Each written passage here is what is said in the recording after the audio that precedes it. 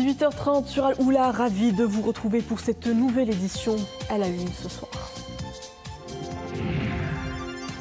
Le Maroc réitère sa grande inquiétude et sa profonde indignation suite à la recrudescence des actions militaires et à l'aggravation de la situation humanitaire dans la bande de Gaza et exprime sa déception face à l'inaction de la communauté internationale. C'est ce qu'indique un communiqué du ministère des Affaires étrangères, de la coopération africaine et des Marocains résidant à l'étranger. Révision du Code de la famille, la réforme entame sa phase de diagnostic. Les séances d'écoute et d'audition s'enchaînent avec les principaux acteurs concernés par le dossier. Une approche participative qui fédère cette fois-ci les acteurs associatifs et donne la parole à des militantes engagées dans le combat pour la promotion des droits de la femme et de l'enfant. À pied d'œuvre sur le terrain, la Fondation Mohamed V pour la solidarité renforce son aide humanitaire dans les zones sinistrées suite au séisme d'El Haouz. Des localités montagneuses où une sensible chute de température est attendue en saison hivernale. Des kits garnis de produits de première nécessité ont été distribués et des consultations médicales ont été organisées au profit de la population locale.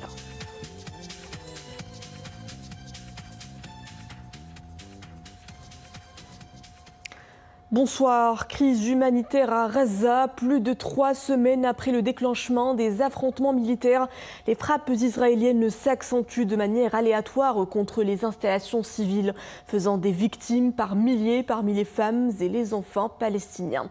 Le Royaume du Maroc, dont le souverain, Sa Majesté le roi Mohamed VI, préside le comité Al-Quds, réitère sa grande inquiétude et sa profonde indignation suite à la recrudescence des actions militaires et à l'aggravation de la situation humanitaire dans la bande de Gaza.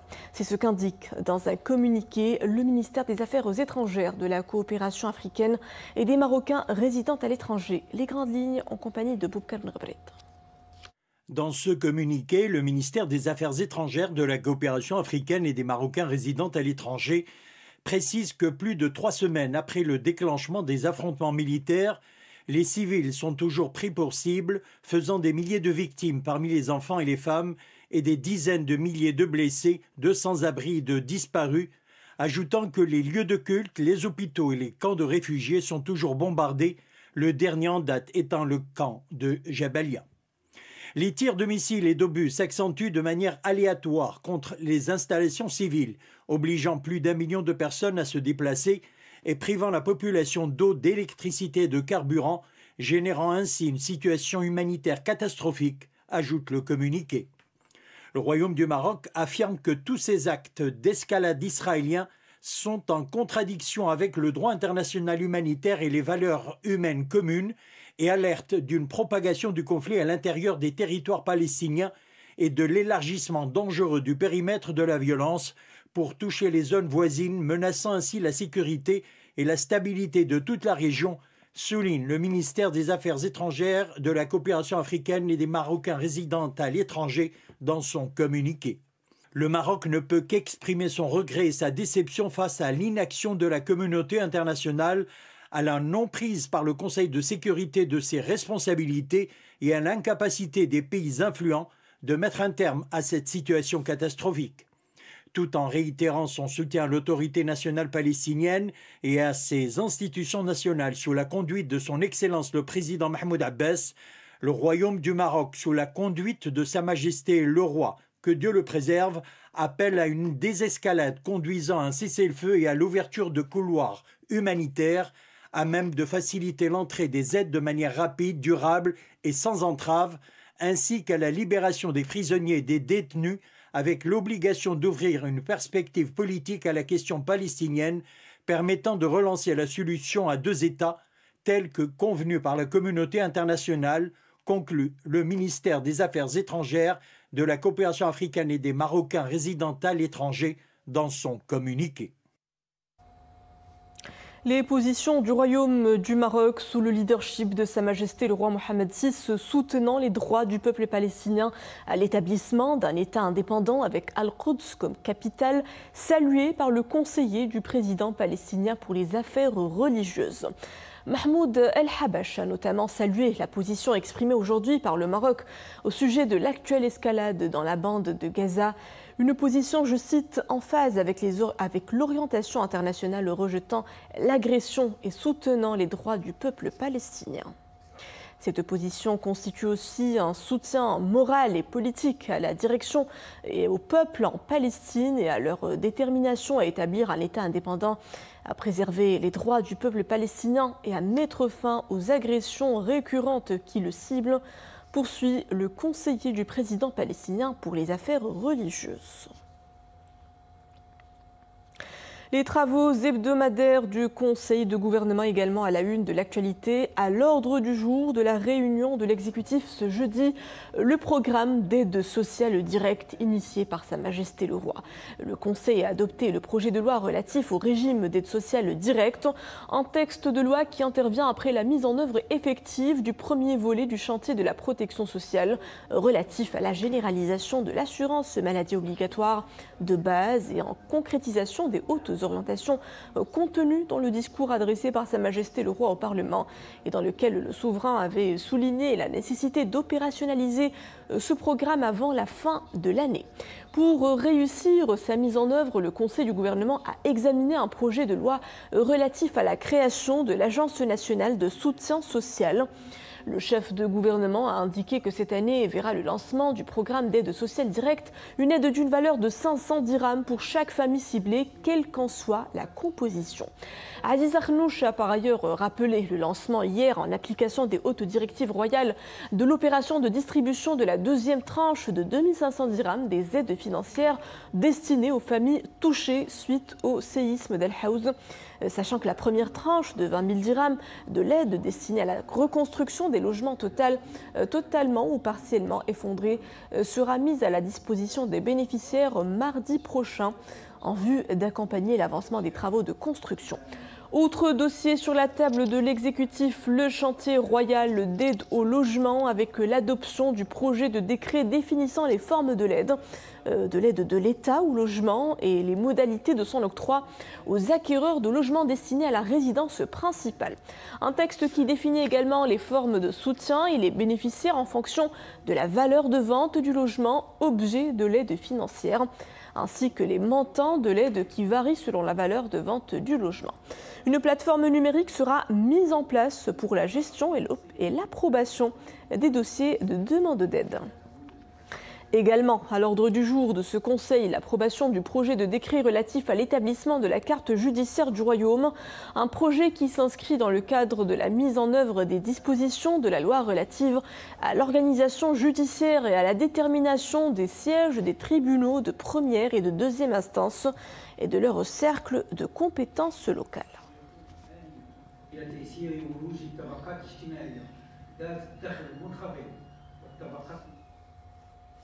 Révision du Code de la famille, le chantier franchit un nouveau palier avec le lancement des séances d'écoute.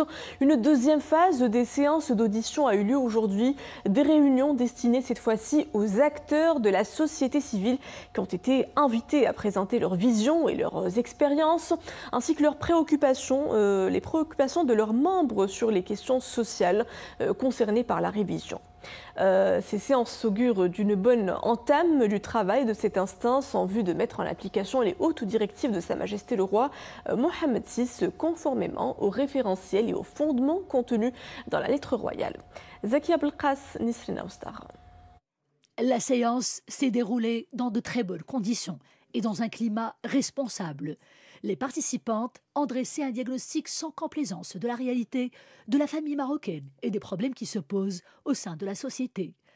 Elles ont également présenté les statistiques relatives à la typologie des familles marocaines, et cela pour une réforme au diapason avec les défis qui s'imposent et les mutations sociales et sociétales de notre époque. Pour faire entendre leur voix, ces militantes associatives se sont regroupées en coordinations et collectifs. Elles aspirent aujourd'hui à une refonte globale du Code de la famille. Nous avons accueilli avec joie et plaisir l'annonce de la réforme du Code de la famille. Et nous, on veut la refonte du Code de la famille. Nous ne voulons pas juste changer certains articles ou certains virgules ou points, etc. Nous voulons une nouvelle relecture du Code de la famille qui est conforme d'abord à la Constitution de 2011 et qui sont conformes aussi aux conventions internationales qui ont été ratifiées par le Maroc. Donc c'est pour nous, nous inscrivons dans ce contexte-là et c'est très important pour nous. Si les séances d'écoute avec ces voix féminines sont d'une grande importance, c'est parce qu'elles donnent la parole à des femmes qui ont été pendant plus de 20 ans au cœur du combat pour la promotion des droits des femmes et de ceux de leurs enfants. Des militantes qui présentent aujourd'hui devant l'instance chargée de la révision du Code de la famille des recommandations et des visions conçues sur la base d'une grande expérience terrain et sur une parfaite connaissance de la situation qui prévaut dans différents domaines liés à ce chantier social. Nous sommes prêtes à mettre aujourd'hui notre expertise au service de cette réforme. D'ailleurs, nous avons présenté les dossiers de revendications communes sur la base d'un travail centralisé. Nous sommes prêtes également à défendre ces revendications jusqu'au bout. Notre plaidoyer vise à garantir justice et équité à toutes les femmes marocaines, sans oublier bien évidemment les enfants. Nous voulons également mettre fin au mariage des mineurs et à tout comportement misogyne qui nuit à la femme et indirectement à ses enfants. Pour nous, le changement doit être radical et doit se faire aussi au niveau de l'esprit et de la langue de l'ancienne Moudawana, et cela pour éviter toute discrimination.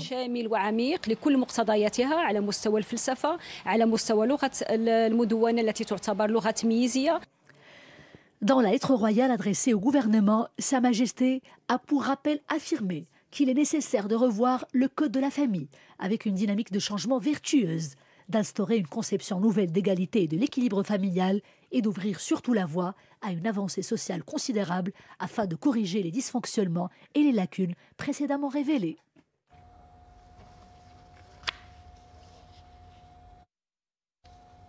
Séisme d'Al-Haouz, près de 2 mois après le drame, l'élan solidaire avec les familles sinistrées ne faiblit pas. Dépêchée sur les douars les plus éloignés, la Fondation Mohamed V pour la solidarité met ses moyens humains et matériels au service des habitants affectés par la destruction de leur foyer, une aide vitale à l'approche de la saison hivernale. Amina Allam, Tassim Billah al-Bouassawi, Boubkar Nagabret. À une altitude de plus de 2200 mètres, au niveau de zones montagneuses reculées et difficiles d'accès, la Fondation Mohamed V pour la solidarité a fait appel à tous ses moyens humains et logistiques pour acheminer l'aide aux populations touchées par le séisme du 8 septembre dernier. Comme c'est ici le cas au niveau des douars relevant de la commune d'Ijoukak dans la province d'El Haouz. Nous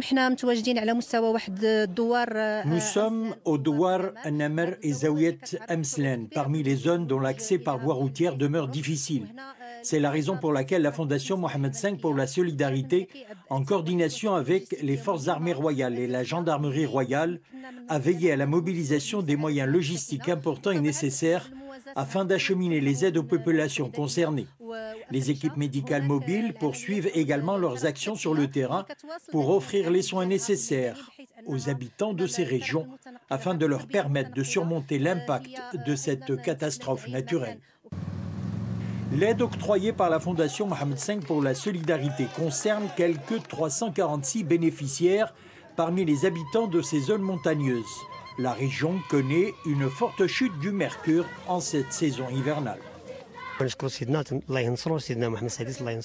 Nous remercions Sa Majesté le Roi pour cette belle initiative et cette aide précieuse. Nous sommes en région montagneuse et les hivers sont rudes. Il neige beaucoup et il fait très froid. Vive Sa Majesté le Roi. Nous tenons à remercier également la société civile qui s'est mobilisée pour nous venir en aide. Nous remercions Sa Majesté le Roi Mohamed VI pour la haute sollicitude dont le souverain ne cesse de nous entourer et pour les hautes instructions royales visant à nous prêter main forte et à nous fournir toute l'aide nécessaire en cette circonstance délicate. Notre région connaît des hivers où le mercure baisse beaucoup en raison des chutes de neige en montagne. Nos enfants ont besoin de vêtements et de couvertures. La route qui mène à notre douar est très endommagée. Inscrite dans le cadre de la mise en application des hautes instructions de Sa Majesté le Roi Mohamed VI, visant à prêter main forte et à venir en aide aux personnes victimes du séisme d'El Haouz, l'action de la Fondation Mohamed V pour la solidarité touche quelques 15 000 familles au niveau de la province d'El Haouz. Nouveau drame à Gaza, 27 personnes ont été tuées aujourd'hui lors d'une frappe israélienne près d'une école de l'ONU dans un camp de réfugiés à Jabalia. Selon le Hamas, le bilan des bombardements meurtriers sur le camp de réfugiés de Jabalia, le plus grand de la bande de Gaza, a atteint ces 2 jours les 195 personnes. Une nouvelle attaque qui porte à 9061 le compteur des martyrs palestiniens tués dans la bande de Gaza depuis le début de la guerre, le 7 octobre dernier.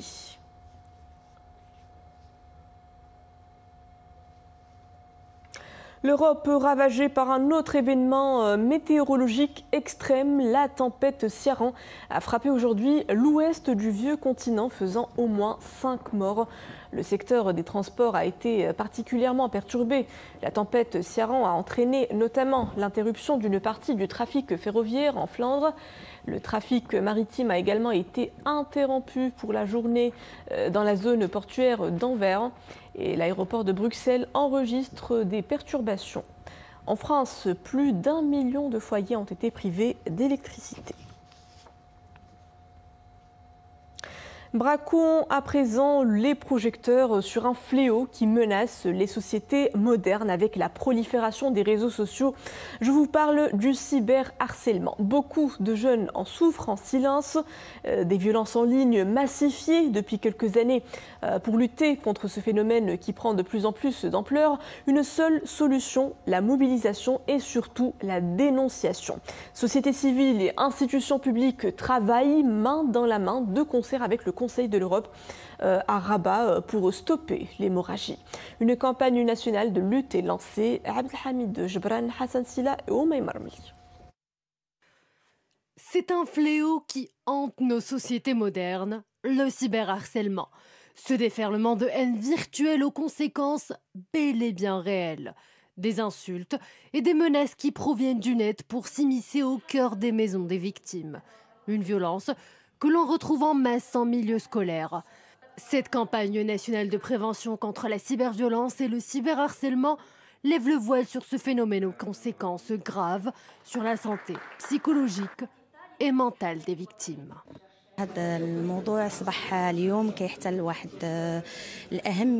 La cyberviolence et le cyberharcèlement sont des dangers imminents qui guettent nos enfants.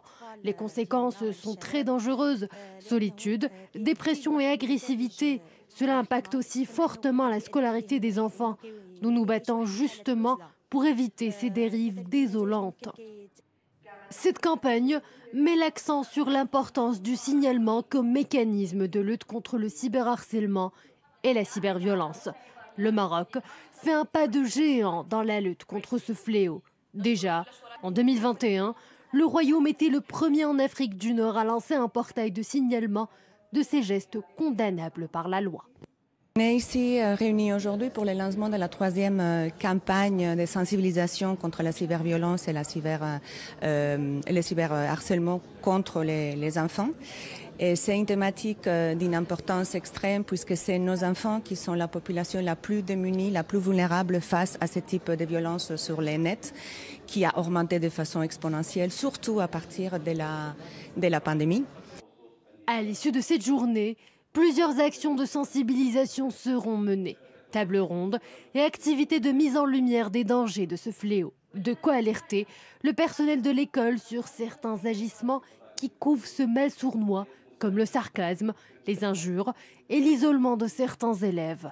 Autant de petits signaux qui passent souvent inaperçus, mais qui doivent interpeller plus d'un pour mieux agir. Cap à présent sur la Cité Ocre qui boucle ses derniers préparatifs pour accueillir son événement cinématographique phare. À J-20 de l'arrivée des stars et des paillettes sur le tapis rouge. Le Festival international du film de Marrakech promet pour sa 20e édition une large sélection de cinéma du monde avec 75 films en provenance de 36 pays. 14 films en lice pour l'Étoile d'Or, 13 pays représentés, des ouvrages d'une grande maturité explorant tout genre cinématographique, fables modernes, documentaires, films noirs et farces politiques. Les chanceux auront l'occasion d'assister à la première projection Hitman, la comédie au rythme endiablé de Richard Linklater, mélangeant film d'action et comédie romantique. Restons dans le monde des strass et paillettes avec cette fois-ci une immersion dans les coulisses d'une vente aux enchères exceptionnelle. Ça se passe à Genève. La vente est proposée par la grande institution Sotheby's, une vente aux enchères dans laquelle on retrouve les plus beaux bijoux et les parures les plus rares du monde. Portée par les plus grandes actrices et acteurs du cinéma américain tels Audrey Hepburn, Marilyn Monroe ou Marlon Brando, des diamants uniques en leur genre ont déjà trouvé preneur. Pour cela, il a fallu dépenser en moyenne plus de 20 millions de dollars. Récit Maria Ouad. Au contact de la lumière, les diamants bruts se veulent opaques, translucides ou transparents. Et comme un enchantement, une fois sur la peau, la pierre précieuse brille de mille feux. Allégorie de l'amour et de la perfection, les joyaux solitaires de cette mise aux enchères, tout comme les saphirs, ont été portés par les plus grandes icônes de l'âge d'or du cinéma américain. What makes Bleu Royal so rare and special? Cette bague est unique en son genre, car non seulement elle a été portée par des légendes du cinéma, mais aussi parce qu'elle est composée de diamants et de saphirs naturels. C'est tout simplement une merveille. Vous savez, lorsqu'aucune couleur n'est perceptible à l'œil nu, c'est que nous avons affaire à un diamant brut. Very rich naturally, and it is internally flawless, as best as can be. Plus de 40 ans après la sortie du film Apocalypse Now de Francis Ford Coppola, la célèbre montre portée par l'acteur Marlon Brando durant le tournage est elle aussi mise aux enchères. Célèbre et certifiée, elle a accompagné l'acteur multi-oscarisé durant plus de 20 ans de carrière. Cette montre a été portée par l'un des plus grands acteurs américains de tous les temps, le mythique Marlon Brando. Le boîtier a d'ailleurs été gravé à son dos par l'acteur lui-même dans les années 70. C'est une pièce rare et de très grande valeur.